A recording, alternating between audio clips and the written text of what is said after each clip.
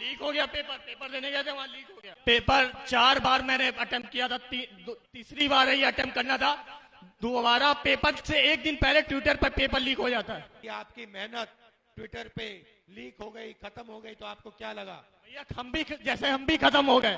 कोई मेरा सहारा नहीं था भैया, पेपर लीक था भैया, कोई नहीं कर पाया। आप ही मदद करिए, हम सबके नायक हैं। हमने शुरू की मणिपुर से महाराष्ट्र तक। भैया मेरा तार मत खींचिए। यूपी का अलग ही मजा है।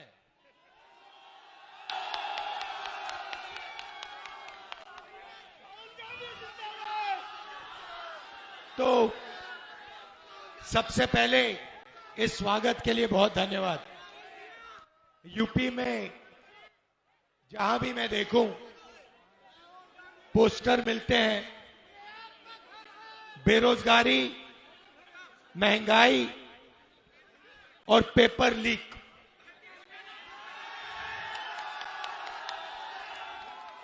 मतलब आप लोग अपना पैसा डालते हो, ट्यूशन लेते हो, और फिर जब पेपर का समय आता है तो 1% लोग पहले ही पेपर ले जाते हैं, चोरी कर लेते हैं और आप देखते रह जाते हो।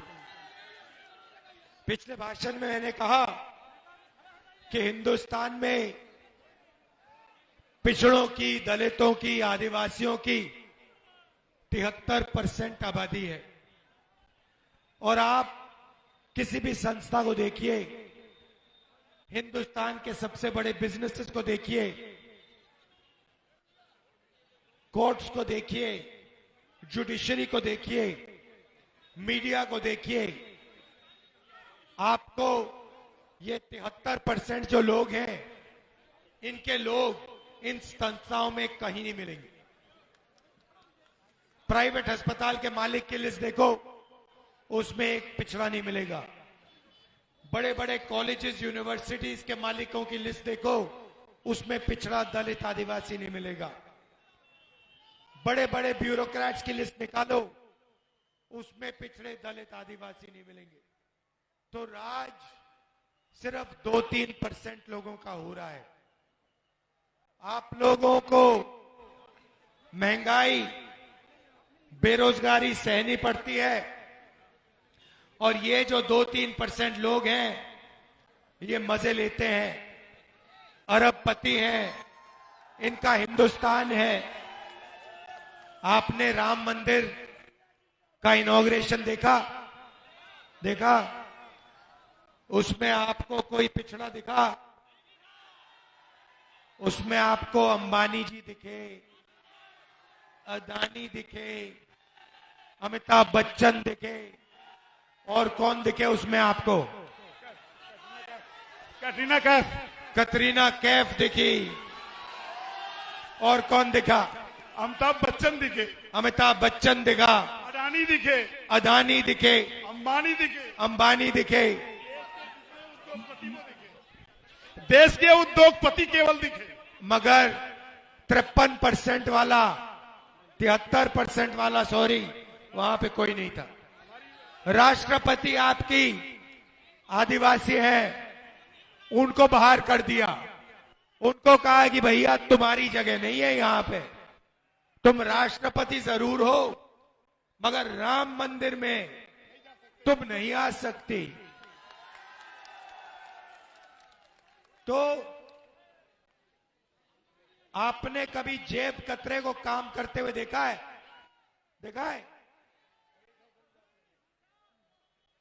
क्या नाम है तुम्हारा?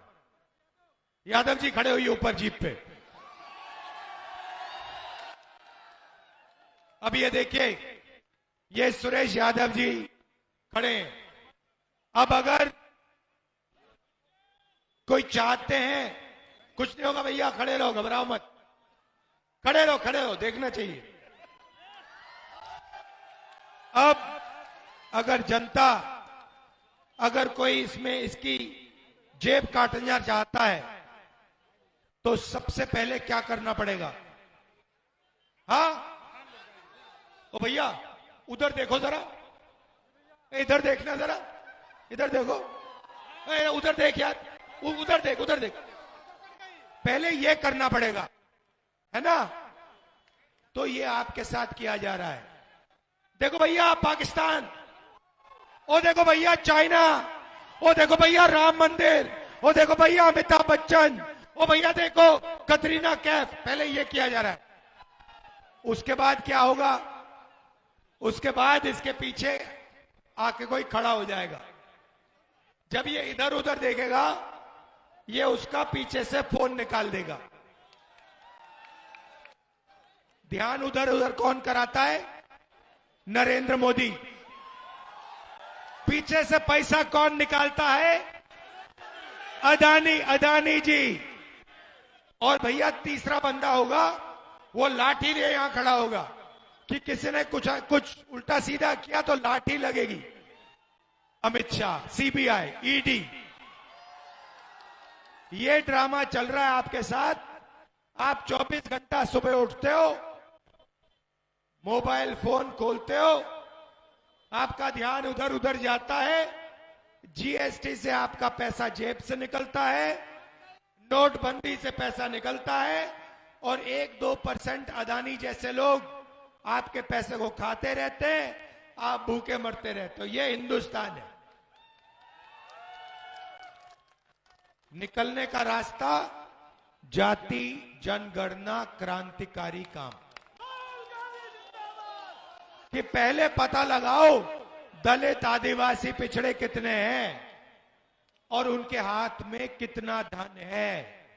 जिस दिन आप लोगों को पता लग गया कि दलितों के हाथ में, पिछड़ों के हाथ में, आदिवासियों के हाथ में इस देश में कुछ ही नहीं है, उस दिन आप लोग जाग जाएंगे और जो आपको करना है आप 2 मिनट में कर दोगे। इसीलिए कांग्रेस पार्टी ने अपने मैनिफेस्टो में जाति जनगणना पहले नंबर पे लगा रखा है।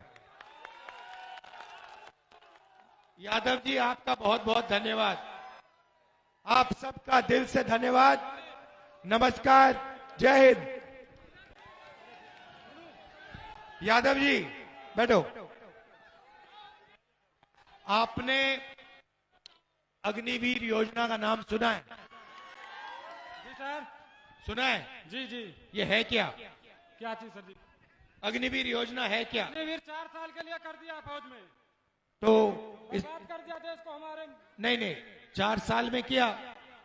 तो आपको मालूम है कि अब हिंदुस्तान में 2 तरीके के शहीद होंगे। एक, सेना वाला जब शहीद होगा उसे शहीद का दर्जा दिया जाएगा, और दूसरा जो अग्निवीर होगा, जब वो शहीद होगा उसको शहीद का दर्जा नहीं दिया जाएगा, उसकी लाश को परी कर दिया जाएगा और उसको भूल दिया जाएगा। अग्निवीर योजना में जो शहीद होगा उसको ना पेंशन मिलेगी, परिवार को ना पेंशन मिलेगी, ना मदद मिलेगी, कुछ नहीं।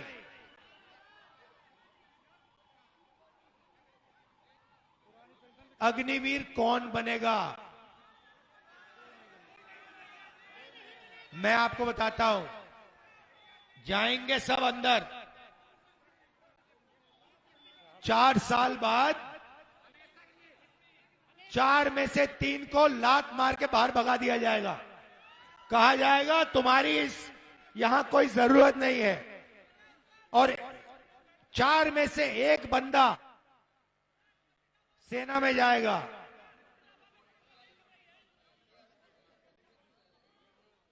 जो पैसा अग्निवीरों को मिलना चाहिए, सेना का बजट का पैसा, वो कहां जा रहा है?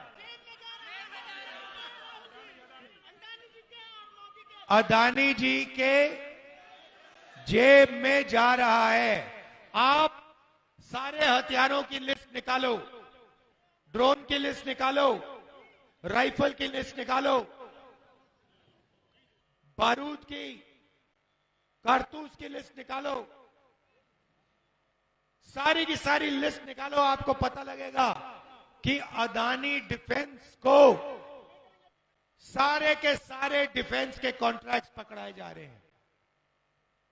अग्निवीर को कह रहे हैं तुम्हें हम शहीद का दर्जा नहीं देंगे, तुम्हारे परिवार की मदद नहीं करेंगे, और जो उसको मिलना था वो उसके हाथ से निकालकर नरेंद्र मोदी जी अपने मित्र को दे रहे हैं। ये सच्चाई है। मैंने ये बात पार्लियामेंट में बोली, आपने भाषण देखा होगा, मुझे लोकसभा से निकाल दिया, मेरी सदस्यता रद्द कर दी। सुप्रीम कोर्ट ने कहा कि राहुल गांधी की सदस्यता वापस करो, तब मैं लोकसभा में जा पाया। मेरा घर छीन लिया, 2 साल की जेल दे दी। जब मेरा घर छीना, मैंने उनसे कहा ले जाओ, मुझे तुम्हारा घर नहीं चाहिए, मेरा घर हिंदुस्तान के करोड़ों लोगों के दिल में है। मैं आपको दिल से धन्यवाद करना चाहता हूं और आपसे कहना चाहता हूं, आप अपने हक के लिए लड़िए, आप खड़े हो जाइए।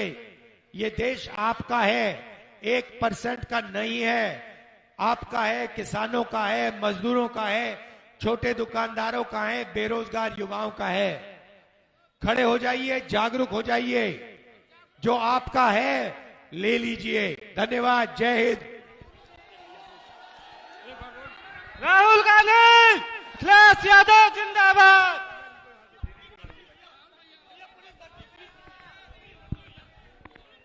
आइए, आप बोलिए, आइए आइए, आ जाओ। पुलिस भर्ती के बारे में आप बोलना चाहते हो, बोलो। भैया लीक हो गया पेपर, पेपर देने गए थे वहां लीक हो गया। नहीं नहीं, आप जनता को बताओ, आपने एग्जाम लिया, आपने एग्जाम लिया, तो आप जनता को बताओ कि आपने कितने साल कोशिश की। सुनो सुनो, आपने क्या किया, आपने कितना पैसा अपना डाला, आपने कितनी कोचिंग ली, और आपको कब पता लगा कि पेपर लीक हो गया, आपको क्या लगा दिल में, ये जनता को बताओ प्यार से। भैया पेपर 4 बार मैंने अटेम्प्ट किया था, तीसरी बार ही अटेम्प्ट करना था। दोबारा पेपर से एक दिन पहले ट्विटर पर पेपर लीक हो जाता है। और जब आपने ये पैसा दिया, आपने ये मेहनत की, और जब आपने देखा कि आपकी मेहनत ट्विटर पे लीक हो गई, खत्म हो गई, तो आपको क्या लगा? भैया हम भी खत्म हो गए, कोई मेरा सहारा नहीं था भैया, पेपर लीक था भैया, कोई नहीं कर पाया, आप ही मदद करिए, हम सबके नायक हैं। तो ये है हिंदुस्तान के युवा की हालत। पेपर लीक, बेरोजगारी, महंगाई, इन चीजों का आपको सामना करना पड़ रहा है। आप सबका धन्यवाद, आपका धन्यवाद। नमस्कार।